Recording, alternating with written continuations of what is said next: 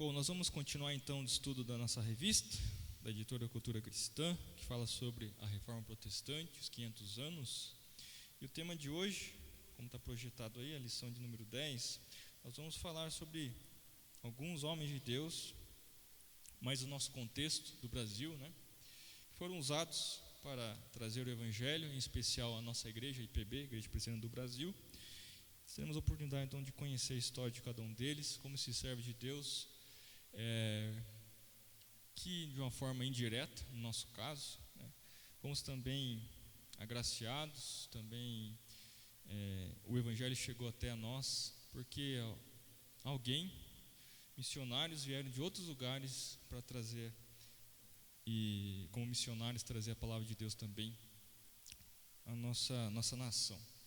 Então são esses nomes que nós vamos tratar. Talvez o mais conhecido é o Simonton e o José Manuel da Conceição, que são mais conhecidos, e talvez o Blackford e o Chamberlain, que talvez nós não conhecíamos, mas que fizeram grandes coisas, aqui no Brasil. Antes de nós falarmos sobre eles, só para retomar, existem dois tipos de reforma, chamada primeira reforma, que nós conhecemos que foi Martinho Lutero e outros pré-reformadores que também deram início, mas o estopim foi com Martinho Lutero. Porém, nessa primeira reforma ainda ficaram resquícios do catolicismo romano, e na segunda reforma, então, da qual nós herdamos muitas coisas dessa segunda reforma, que foi a mais impactante, porque dessa segunda reforma muitos missionários foram então em outras nações, aí da imagem que nós estamos vendo aí na tela, Zwinglio, que viveu ali na região de Zurique, que falava alemão. Então a Suíça ali as línguas predominantes, era a própria língua da Suíça, e também o alemão. E a João Calvino em Genebra, na língua suíça, regiões ali em que a reforma foi muito grande, regiões da Europa, Escócia, que nós já tivemos a oportunidade de aprender, Irlanda. Então no século XVI é chamada essa como segunda reforma, que foi a mais forte, vamos dizer assim, e que dessa segunda reforma muitos missionários saíram da Europa e foram para os Estados Unidos, antes chamada apenas América, depois se formou os Estados Unidos, antes da independência do Brasil. Esses missionários já chegaram nesses lugares. Para nós termos uma ideia, cerca de 100 mil pessoas saíram da Irlanda, Escócia, e foram para os Estados Unidos, e eram protestantes e levaram o Evangelho naquela nação. Então, no século XIX, segundo esse historiador, talvez o maior historiador do cristianismo, considerado entre os estudiosos, esse Koenig, foi o grande século das missões. Se nós lemos a história, tivemos vários avivamentos, e desses avivamentos de despertamento, muitos jovens, homens e mulheres, tiveram seus chamados, vocacionados como missionários, evangelistas, Então o século XIX ele é considerado como o grande século das missões. Então os avivamentos na Europa, Estados Unidos, tiveram esse objetivo. Deus, a sua graça, despertou muitos homens, mulheres, para serem enviados a outras nações. E aqui nós já vemos o cumprimento das palavras do Senhor Jesus, em Atos capítulo 1, verso 8, em que os apóstolos começariam ali na região deles e iam percorrer Jerusalém, Judeia, Samaria, e fala em seguida até os confins do mundo. Então nós vemos a profecia do Senhor Jesus sendo cumprida, saindo da Europa, da região, indo para a América, depois chegando até aqui, na América do Sul. Então, mais um cumprimento da profecia do Senhor Jesus em relação à pregação do Evangelho. E foram por meio desses despertamentos, que assim chamamos, que são os chamados avivamentos, Europa, Estados Unidos. E como que esse Evangelho chega, então, no Brasil? Os Estados Unidos, né, havia a região norte, a região sul, e a presbiteriana da região norte e a presbiteriana da região sul. Lembrando que os europeus que saíram da Europa, especialmente os irlandeses e escoceses, eram presbiterianos, grande parte deles. E chegando nos Estados Unidos, então, promoveram o evangelismo, e logo em 1859, né, foi criada essa junta, um pouco antes, né, porque esses missionários vieram em 1859, iniciou esse trabalho. Então, vários missionários foram para a África, continente africano, e muitos deles vieram para cá também. Lembrando que o Brasil é extenso, né? Então, parte da igreja presbiteriana do norte pegaram as regiões litorâneas, né, da região do Brasil, em especial São Paulo, Rio de Janeiro, mais ao norte, e parte do sul. E muitos missionários foram enviados, né? Não tinha avião, né, lembrando, por barcos. E chegando aqui, começaram a pregar o evangelho. E muitos daqueles os Estados Unidos já estava crescendo, universidades sendo criadas, né? Muitos deles jovens que faziam universidades como direito, letras, né, o magistério. Depois que aconteceu esses avivamentos, tiveram esse chamado de ser missionários, né? Então, esse impacto, como diz aí nesse slide, né, esse era o tripé: evangelização, né, desses missionários dessa junta de missões de Nova York, plantação de igreja e também fundação de escolas, que nós vamos ver aqui mais à frente. O texto que nós acabamos de ler aqui, meus irmãos, que nós não sabemos o autor, né, aos Hebreus, mas que tem com esse objetivo aqui de mostrar os exemplos de homens e mulheres, né, como Moisés, Raabe, que diz no capítulo 11. Ele trata depois, no capítulo 12, falando sobre essa grande nuvem de testemunhas que Deus usou no passado. Diz o verso 1 que nós vamos ler aqui então em Hebreus capítulo 12. Portanto, também nós, visto que temos a rodear-nos tão grande nuvem de testemunhas, desembaraçando-nos de todo o peso e do pecado que tenazmente nos assedia, corramos com perseverança a carreira que nos está proposta. Então ele lista vários exemplos, né, de homens piedosos, né, do Antigo Testamento, que serviram então como modelo, e como Deus agiu pela fé que eles obtiveram da parte de Deus, né, como eles agiram por meio da fé, sendo mortos, confiando na vontade de Deus, como foi no caso de Moisés, que diz o verso 24, né, no capítulo 11, que ele se recusou a ser chamado filho da filha de Faraó, com o objetivo então, preferindo ser maltratado, mas sabia qual era o seu chamado em libertar o seu povo, né, do Egito. Mas ao mesmo tempo, né, no verso 2 de Hebreus capítulo 12, diz: olhando firmemente para o autor e consumador da fé, Jesus, o qual em troca da alegria que lhe estava proposta, suportou a cruz, não fazendo caso da ignomínia, e está assentado à destra do trono de Deus. Testemunhas que no Antigo Testamento nós não vimos claramente apontando no livro, especialmente isoladamente no Antigo Testamento, a figura de Jesus, mas todos criam que no futuro viria o Messias, e no Novo Testamento nós sabemos que esse é Jesus Cristo. Eles agiam dessa forma, testemunhas de Deus, mas que criam no Messias, sacrificando, fazendo seus ritos, todos os rituais, apontando para uma obra de Deus por meio de seu Filho Jesus Cristo, que é o consumador então dessa fé que ele trata aqui no capítulo 11, que é Jesus Cristo, então o autor e consumador da fé.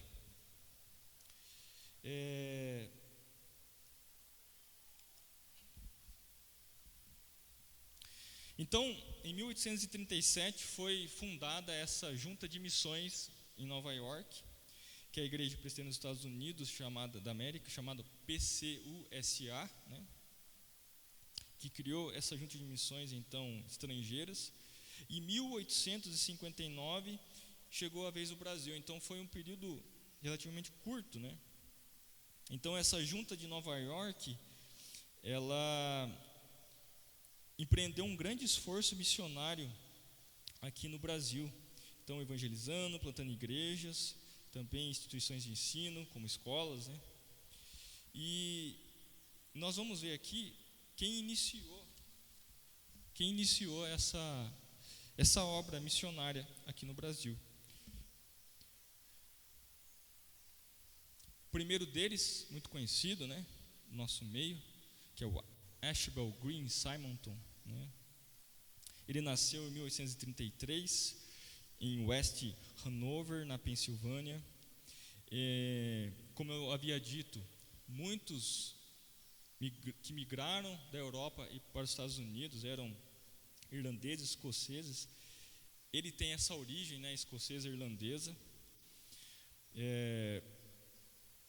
E esse nome, né, que ele leva, que é o Archibald Green Simonton, veio inspirado de um pastor que era destacado, né, na sua época, que era chamado Archibald Green e Simonton, que é o seu nome, né? Então, o seu nome veio disso, e aos 13 anos ele se muda então para uma outra cidade, e ele acaba concluindo seus estudos. Depois ele ingressa em uma outra escola em New Jersey, né, Nova Jersey, na cidade de Princeton, onde ele se forma então em 1852. Ele lecionava, se formou em Direito, né, lecionava em outras escolas, e nessa época que ele começou a lecionar, ele começou a escrever um diário. Inclusive esse diário ele foi publicado pela editora Cultura Cristã. 14 anos da sua vida ele registrou em um diário, em que ele conta a sua trajetória, inclusive as coisas aqui no Brasil, né? E depois ele regressa, né, para Harrisburg, e nessa época, em 1855, teve um avivamento muito forte nos Estados Unidos, né? E a gente sabe a maneira como Deus age quando Ele desperta pessoas, né? E nesses avivamentos, muitos eram despertados para ser pastores, missionários, evangelistas. Em 1855, ele estava numa aula. Depois ele desistiu de continuar lecionando direito e foi para Princeton estudar teologia, porque ele sentiu esse chamado. E no primeiro semestre de um grande teólogo chamado Charles Hodge, muito conhecido, talvez os irmãos já devem ter lido alguma coisa a respeito desse teólogo, né? Ele se despertou então para essa obra missionária no exterior. Então, ele se candidata nessa junta de missões de Nova York e indica o Brasil para ser esse lugar onde ele ia exercer então o seu campo missionário. Daí em 1859, 14 de abril, ele chega então no Rio de Janeiro. Ele é ordenado, melhor dizendo, em 1859, 14 de abril, e chega em 12 de agosto no Rio de Janeiro. Lembrando que nessa época ainda o Brasil era colônia, Dom Pedro II ainda governava, o Brasil nem imaginava como ia ser como os moldes de hoje, né? Ele chega então no Rio de Janeiro durante o Império, que era a capital do Império, né? Rio de Janeiro, em 1862. Então ele criou o jornal Imprensa Evangélica, o primeiro presbitério que aconteceu então no Rio de Janeiro. Aqui tem alguns legados, né, de Simonton. Então essa imagem que nós estamos vendo aí é a Catedral Presbiteriana do Rio de Janeiro. Não era dessa forma, foi construída muito tempo depois. É como toda obra missionária, é um ponto de pregação numa casa, escola é na própria casa, seminário, né, era num espaço pequeno com poucas pessoas. Em 1865 é o primeiro presbitério, lembrando, devido à nossa igreja presbiteriana do Brasil, é o presbitério que ordena pastores, não é o sínodo, não é o Supremo Concílio, é o presbitério. Ele então cria o primeiro presbitério no Rio de Janeiro e também um seminário teológico em 1867. Então, veja, ele chega em 12 de agosto de 1859, em 1862 já existe, em 1864 já existe essa imprensa evangélica com o objetivo de publicar. Em 1865 já existe o presbitério, em 1867 já existe um seminário teológico para preparar pessoas para ser pastores, evangelistas, missionários. E a história apesar de grandes feitos, né, de Simonton, ele morre aos 34 anos. Quanta coisa, a gente imagina, né, até ficou aqui fazendo tanta coisa e morreu aos 60 e pouco, aos 80 e pouco. Não. A história dele é bastante impactante, né? Ele conheceu a sua esposa, a Ellen Murdoch, e depois de casar-se com ela, depois de 6 meses, eles tiveram um filho, e 9 dias depois ela falece devido às complicações, né, do parto. E então ele começa a cuidar da sua filhinha já sozinho, né, lógico, com os auxílios de pessoas que vieram depois, que nós vamos ver aqui. E pouco tempo depois, 3 anos depois, ele falece. E a sua filha, que ele, em homenagem à sua mãe, coloca o nome de Ellen Murdoch Simonton, fica órfã aos 3 anos de idade. Nós vamos ver aqui quem cuidou dela. Depois ela, então, aí são as fotos, né, muito antigas, praticamente não tem imagens da época. A primeira foto da Ellen, sua esposa, né, que morreu aos 30 anos, né, de idade.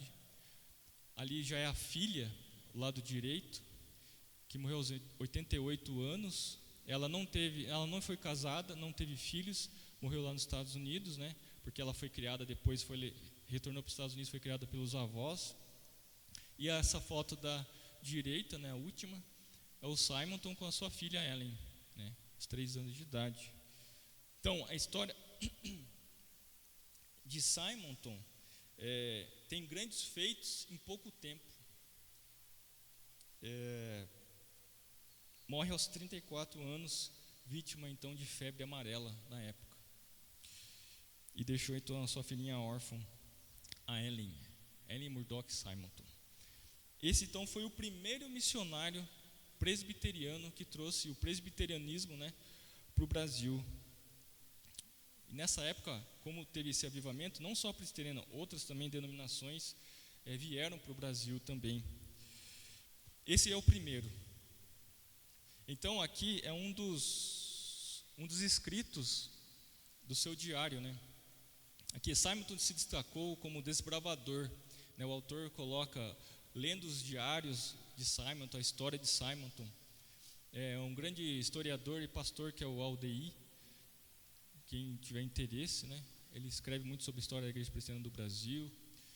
E acima de tudo, como alguém que possuía um correto senso de prioridade na vida cristã, conforme se pode ver nas últimas palavras no seu diário: quem me dera um batismo de fogo que consumisse as minhas impurezas, quem me dera um coração totalmente de Cristo.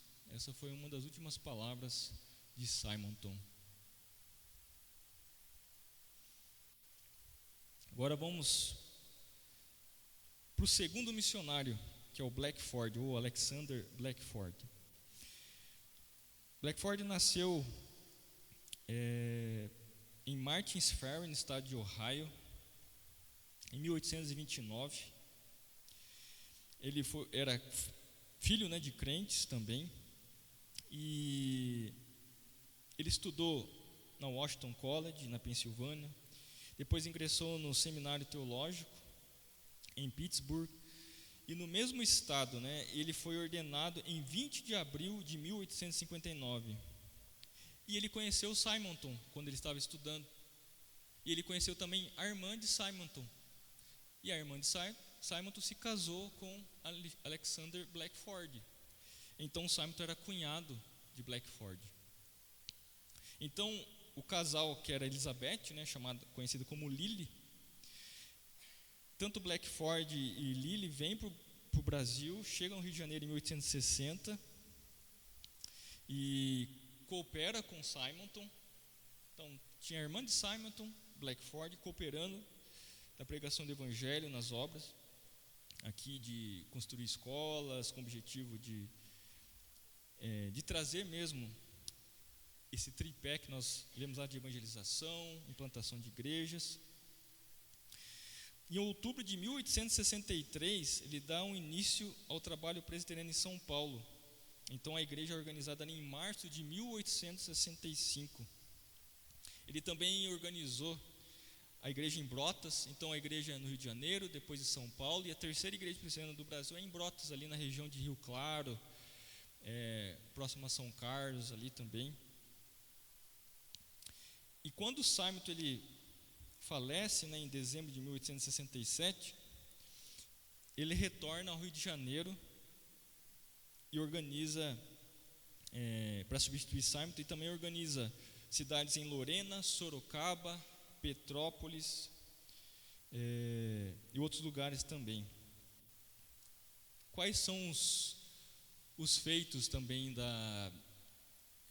de Blackford? Ele produziu uma versão brasileira do Novo Testamento. Passou também os últimos 10 anos realizando trabalhos missionários na Bahia. E morreu de maneira repentina no dia 14 de maio de 1890, em Atlanta, lá nos Estados Unidos, depois de 30 anos de serviço missionário aqui no Brasil.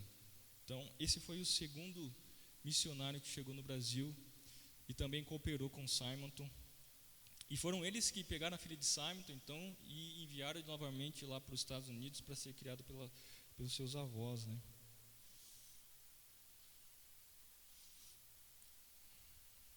Então, Blackford ele tinha um temperamento forte, mas foi um missionário profundamente dedicado, sincero, operoso, deixando marcas profundas no presbiterianismo nascente. Então, Simonton teve um período curto no Brasil e fez grandes coisas, mas Blackford ele teve um período grande também, de 30 anos, e nesse período ele passou então a pregar o evangelho em outros lugares, como nós lemos aqui, até na Bahia ele foi, né? Lembrando das condições da época, né? Como era difícil, né? Não tinha pista, né? Duplicada. Nós reclamamos tanto.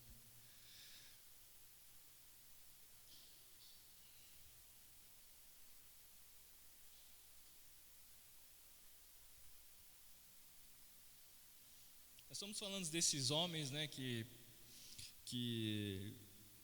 são os 4 principais, mas tiveram outros, meus irmãos, mas são os principais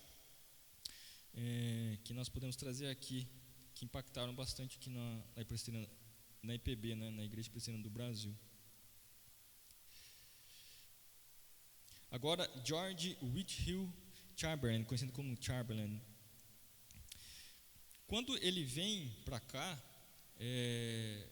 ele não veio com o objetivo de ser missionário. O que acontece? Ele tinha um problema de visão e o médico orientou ele a andar de barco. Ele pegou um navio então e veio para o Brasil. Então o intuito dele não era nada de objetivo de evangelizar, pelo menos nós não lemos nos escritos, né? Ele nasce em 13 de agosto de 1839, na Pensilvânia. Ele cursa 2 faculdades e chega então ao Rio de Janeiro em julho de 1862 e logo se interessa então pelo trabalho evangelístico. Ele chega aqui, vê aquilo interessante, as pessoas pregando o evangelho no Brasil, e ele mora um tempo em São Paulo, depois em Porto Alegre, trabalhando sempre como professor de inglês, ensinando o idioma do inglês americano, né? E em maio de 1864, ele retorna ao Rio de Janeiro para auxiliar quem? Simonton. E atuou então como evangelista em São Paulo, não só na capital, também como no interior. Em 1866, ele é nomeado missionário auxiliar, em 8 de julho. E ele foi ordenado então ao ministério pelo presbitério do Rio de Janeiro. E depois ele retorna para os Estados Unidos para fazer seminário em Princeton. E em 1868 ele se casa com Mary Ann Annesley e volta para o Brasil em setembro. E fica quase um ano no Rio de Janeiro, então, exercendo o seu ministério. E em 1869, ele assume como pastor na igreja de São Paulo. E lá ele fica por quase 20 anos, né, como pastor lá em São Paulo.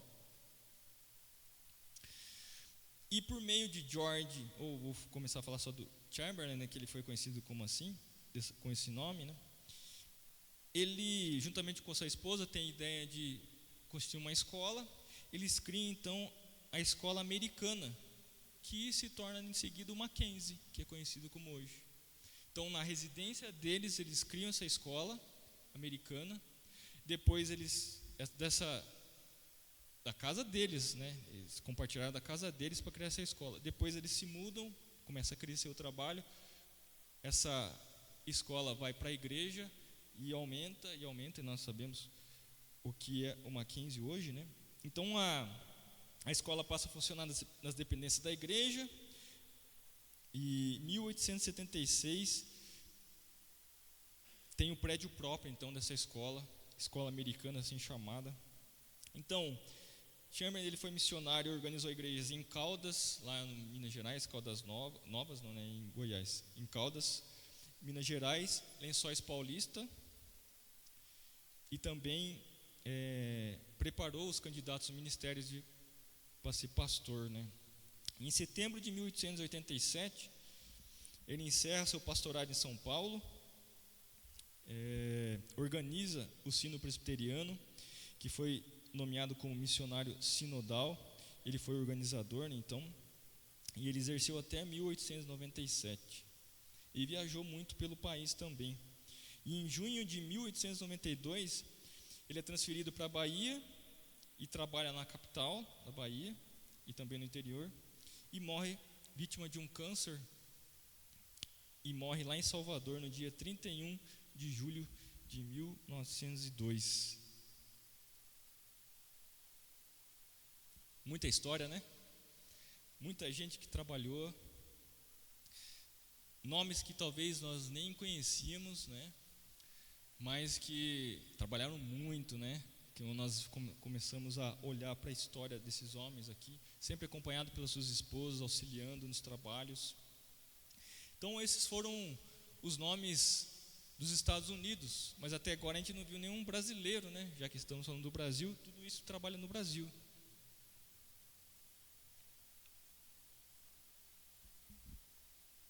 Sobre o Chamberlain, segundo esse historiador, né, o Vicente, ele foi um dos valentes de Davi. Ele é chamado assim pelo trabalho que ele fez, pelo que ele criou, né, as instituições que ele, juntamente com a sua esposa, os sonhos, né, que eles tinham. Ele deixou um exemplo eloquente como pastor, evangelista e incentivador da educação. Ele sempre teve esse objetivo, né?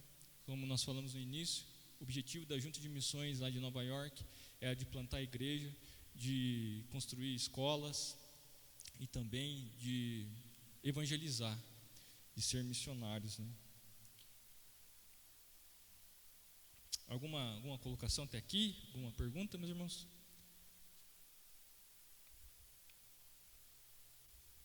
Uma coisa que os irmãos se lembram da história da IPB, quiser compartilhar, fica à vontade, tá?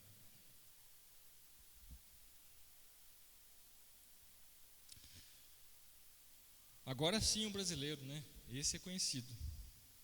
José Manuel da Conceição.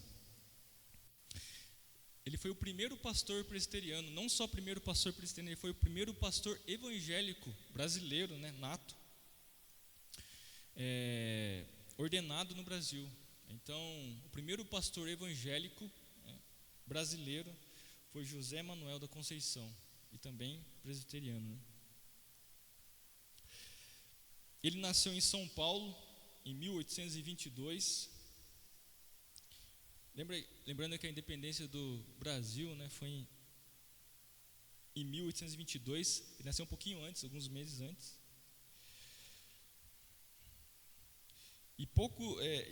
E ainda menino foi residir em Sorocaba, né? E seu tio-avô, ele foi criado pelo seu tio-avô, era padre. Até aqui, José Manuel da Conceição, eu vou chamar só de Conceição, porque minha mãe é Conceição, daí acaba atrapalhando.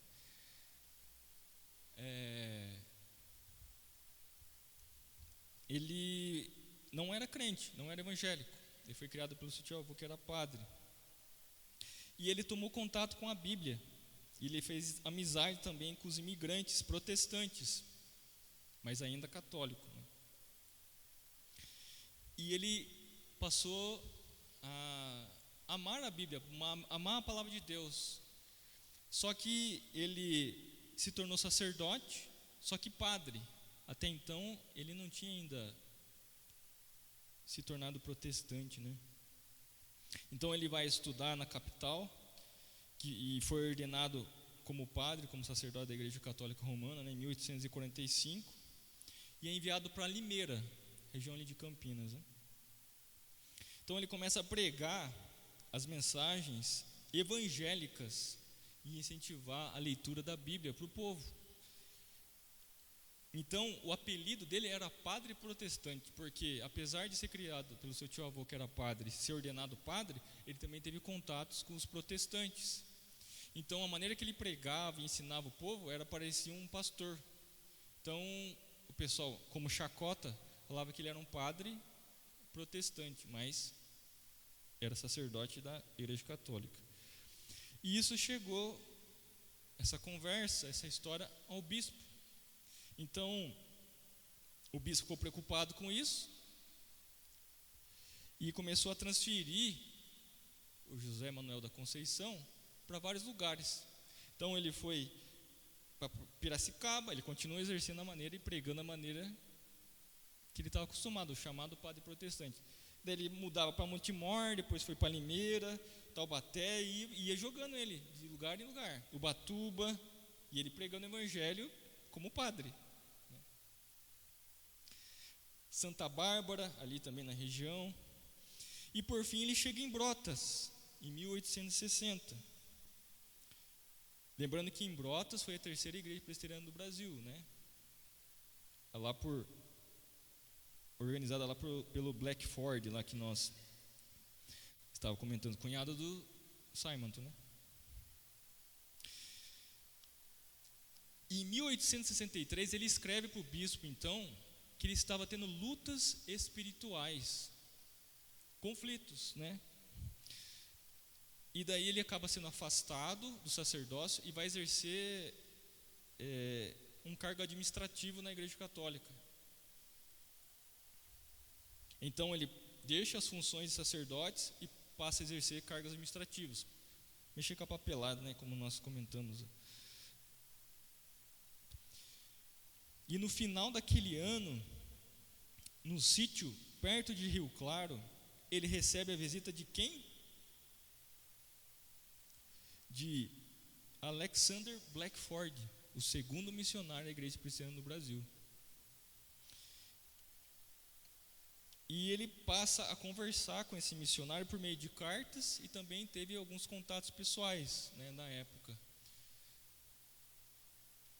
O que resulta dessa conversa e dessas trocas de correspondência é que José Manuel da Conceição se converte em outubro de 1864. E ele então faz a sua profissão de fé lá no Rio de Janeiro. Então ele deixa o cargo que ele estava ocupando na Igreja Católica, se converte e faz a sua profissão de fé no Rio de Janeiro.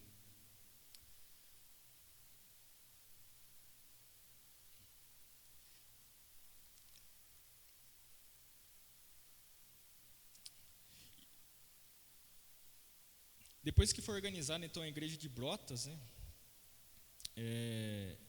em 17 de dezembro, então ocorreu a reunião do presbitério lá em 16 de dezembro.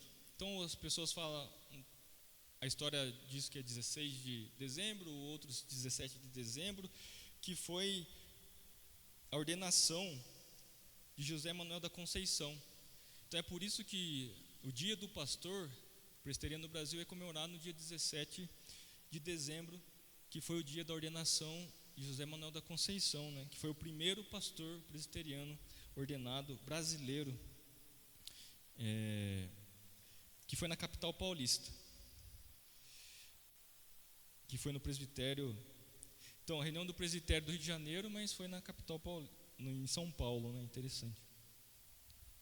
Então, daí, o que aconteceu? A partir daquele momento, ele agiu como missionário. Então, ele foi muito conhecido porque ele fazia muitas coisas a pé. Ele ia nos lugares a pé, com a ajuda dos cooperadores. Ele ia nos lugares pregando o evangelho a pé, onde ele estava. E pregou muito no interior de São Paulo, no sul de Minas e também no Vale do Paraíba. Ele foi um daqueles, então, missionários que tinha essa característica. Por onde ele passava, andava e pregava o evangelho. E uma das histórias, né, eu não coloquei no slide, mas que ele foi, devido ao seu passado, que ele foi um padre, ele foi muito perseguido por isso. Então, há histórias que os crentes que estavam com ele foram até mesmo feridos, perseguição mesmo física, e ele foi conhecido como uma pessoa que foi perseguida mesmo por ser protestante, e ele foi conhecido dessa forma, né? O José Manuel da Conceição, ele foi um perseguido na sua época, mas mesmo assim, nos escritos dele, ele diz que nunca desistiu porque ele sabia o que ele cria, né? É nada diferente dos que nós lemos na palavra de Deus e os outros missionários, crentes, né, que falam, têm convicção naquilo que creem. Ele ficou muito doente também, e os missionários, seus amigos, né, os americanos, levaram ele para os Estados Unidos para ser tratado durante quase um ano. E depois ele passou a residir no Rio de Janeiro, em 1873, para cuidar da sua saúde, então. E quando ele estava se dirigindo para a capital do império, né, que era assim chamado na época, Rio de Janeiro, ele cai à beira do caminho desfalecido, né, é levado por uma enfermeira numa enfermaria militar, e onde ele morre então na madrugada do dia 25 de dezembro, dia do Natal, que nós celebramos. Ele falece então. E o diretor, que é o Major Fausto de Souza, que era o chefe, o diretor da enfermaria, é convertido pela pregação de José Manuel da Conceição. Depois os seus ossos, eles são tirados lá do Rio de Janeiro e são levados para São Paulo para ser sepultado então ao lado do túmulo de Simonton, lá no cemitério protestante de São Paulo. Então, se você for lá no cemitério protestante, tem o túmulo de Simonton e o túmulo de José Manuel da Conceição. Um símbolo, né? Não significa nada, mas é um símbolo sobre os grandes homens, né, da Igreja Presbiteriana do Brasil, que fizeram trabalhos de evangelização da palavra de Deus.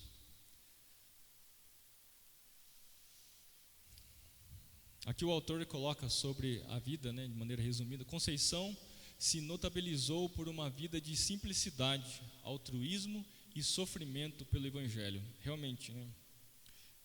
Nós vemos a história, os relatos, as perseguições que ele teve pelo seu passado e também pela pregação do Evangelho. O padre que se tornou pastor, né? Meus irmãos, Nós lemos aqui na carta dos Hebreus, eu convido os irmãos a abrir mais uma vez agora, em Hebreus capítulo 13,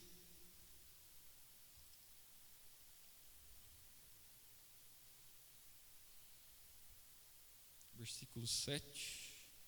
Esse vai ser o texto também que nós vamos ler no final aqui, como de costume.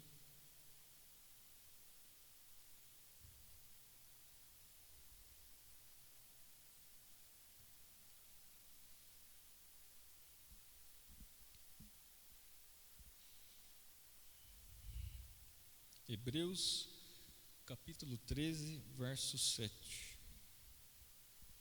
Diz assim: Lembrai-vos dos vossos guias, os quais vos pregaram a palavra de Deus, e considerando atentamente o fim da sua vida, imitai a fé que tiveram.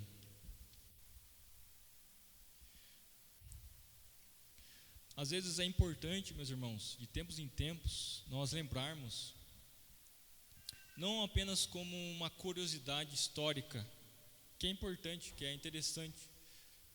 Todos nós temos curiosidade sobre de onde nós viemos, né? Quem eram os nossos avós, bisavós, tataravós, descendentes, que vieram muitos da Europa, outros lugares, né?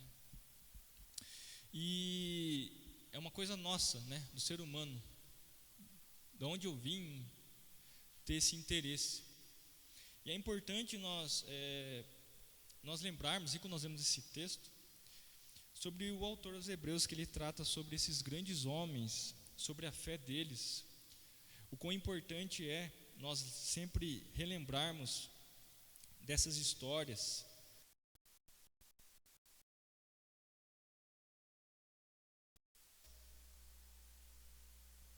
sobre nos lembrar dos nossos guias espirituais, no caso aqui falando sobre os profetas,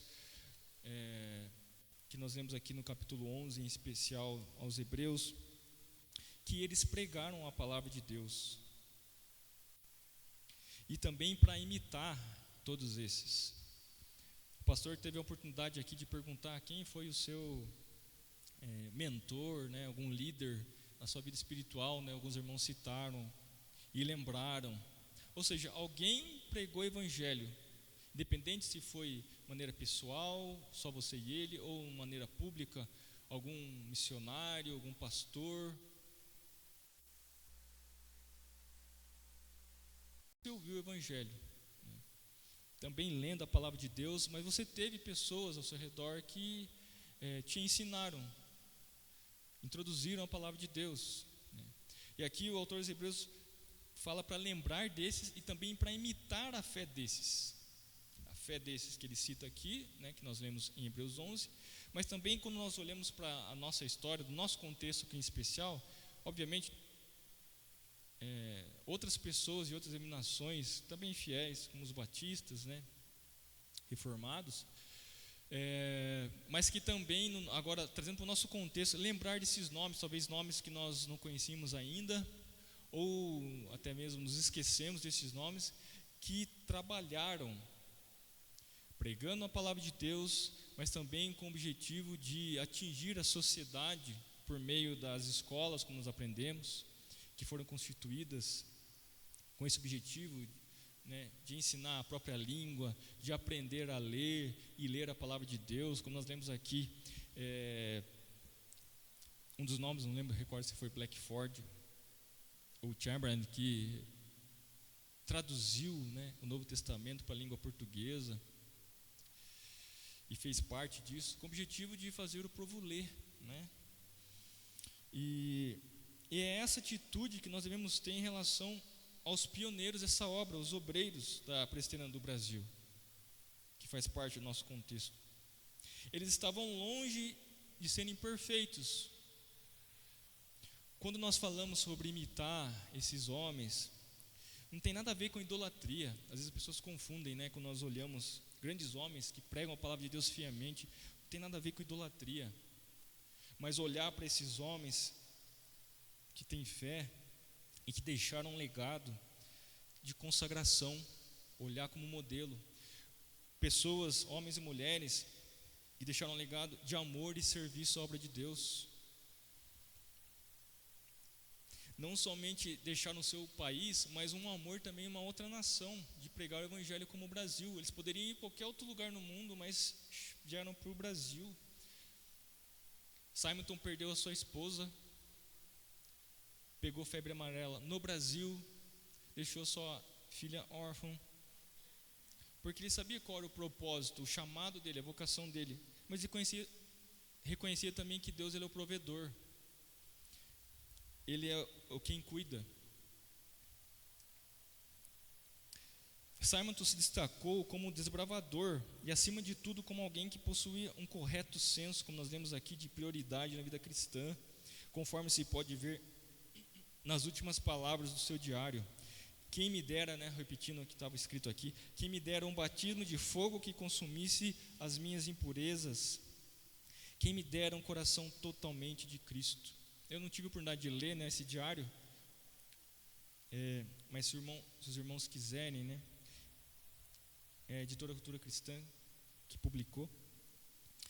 Outro que nós lemos aqui, Blackford, ele tinha um temperamento forte, que nós lemos aqui, mas foi um missionário profundamente dedicado, sincero e operoso, deixando marcas profundas no presbiterianismo nascente.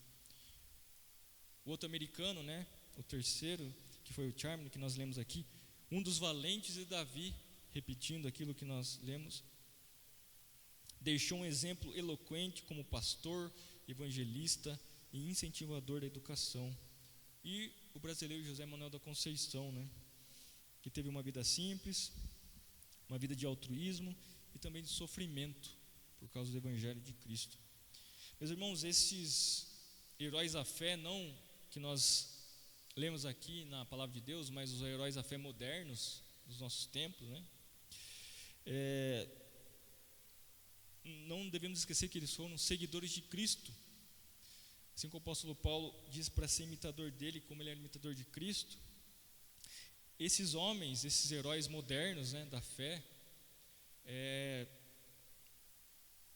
devem nos despertar em nós um profundo senso de gratidão a Deus por vidas tão úteis e benéficas. Eles também nos inspiram e nos incentivam a nossa própria caminhada, nosso testemunho, no nosso tempo presente. Nós lemos aqui no início, o autor dos Hebreus, ele faz uma lista grande de fiéis servos e servas de Deus. E também nós que temos, diz o texto, a rodear-nos de tão grande nuvem de testemunhas, corramos com perseverança a carreira que nos está proposta, olhando firmemente, não construir grandes coisas, como Simonton falou no final da sua vida.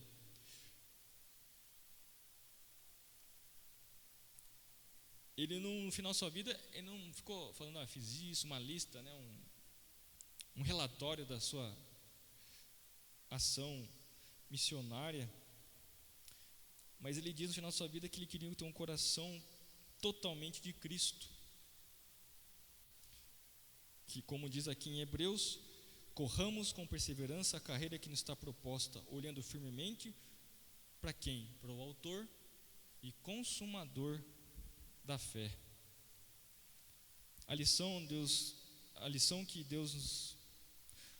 Uma das lições que Deus nos ensina, na verdade, nós fazemos uma pergunta para nós mesmos,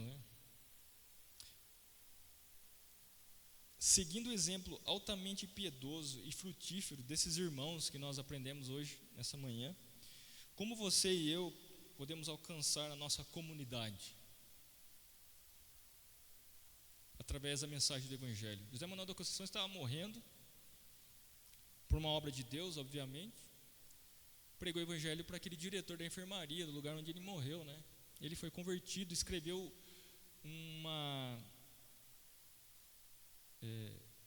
textos sobre a vida, a biografia de José Manuel da Conceição, o major, que tinha se convertido. Meus irmãos, que nós possamos confiar na soberania de Deus, não confiar apenas nosso próprio esforço de construir, fazer coisas na obra de Deus, mas confiar na graça de Deus, mas com foco, o alvo em Cristo Jesus, que é o autor e consumador da nossa fé. Quando nós conseguirmos nos esforçarmos em olhar somente para o alvo, nós não vamos olhar para as construções que nós alcançamos, entre aspas, a nossa trajetória cristã, né? Não nos vangloriar, mas com o objetivo, obviamente, glorificar a Deus. Amém? O irmão tem algo a dizer? Rafael?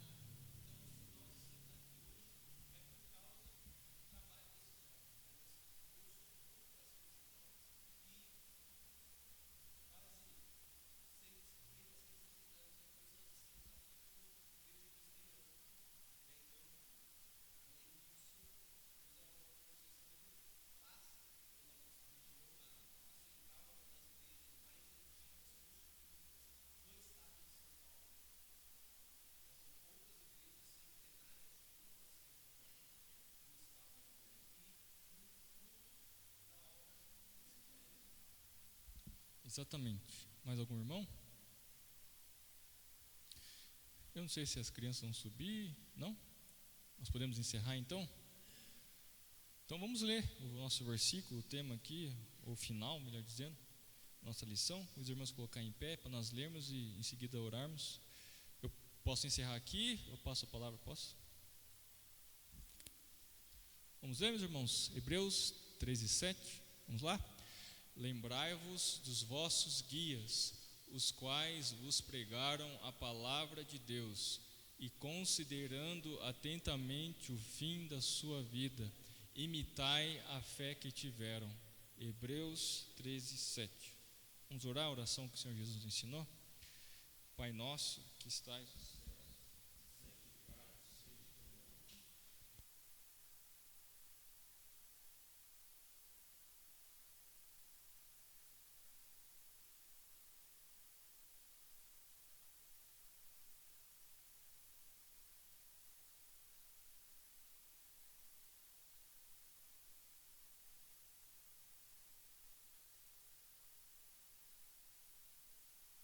Amém. Que Deus abençoe a todos.